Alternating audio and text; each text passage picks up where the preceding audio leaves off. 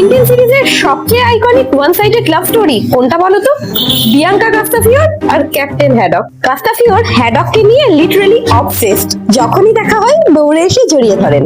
আরজি একবার সেই প্যানেলে হ্যাডকের চারপাশে হার্ট থেকে দিয়েছিলেন, কিন্তু হ্যাডকের এক্সপ্রেশন পিওর হারার। এখন এই প্রেমের একটি কিউট সমস্যা হলো কাস্তাফিওর কখনো হ্যাডকের নাম ঠিকভাবে বলতেই পারেন না। Hammock, paddock, padlock, hemlock, হ্যাফক, ম্যাগক, Balzac, কিন্তু হ্যাডক কদাপি নয়। এটা কেমন লাভ ব্রো?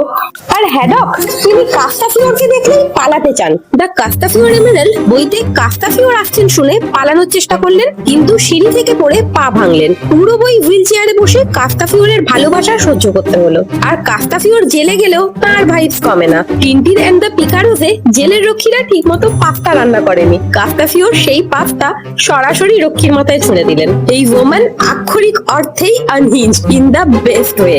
আর সবচেয়ে ফান ফ্যাক্ট হলো কাস্তাফিওরকে বহু পুরুষের সাথে জড়িয়ে গসিপ ছড়িয়েছে। গোপালের মহারাজা, ব্যারন, কলোনেল সবার সাথেই নাকি তার অ্যাফেয়ার। কিন্তু কাস্তাফিওর একটুও বিচলিত নন। আনবদার্ড, ময়েশ্চারাইজড, থ্রাইভিং। হ্যাডক কাস্তাফিওরকে পাত্তাই দেন না, আর তিনি কাস্তাফিওরের সবচেয়ে প্রিয়। রবীন্দ্রনাথ ঠাকুর বলেছিলেন, সাধারণত স্ত্রী জাতি কাঁচা আম, ঝাল লঙ্কা এবং কড়া স্বামী ভালোবাসে। আর বিয়াঙ্কা কাস্তাফিওর লিটারেলি এই থিওরিতেই বিলিভ করেন। আর যে হয়তো রবীন্দ্রনাথ পড়েননি, কিন্তু 1939-এ বিয়াঙ্কা কাস্তাফিওরকে এঁকে তিনি সেই একই সত্যি প্রমাণ করলেন।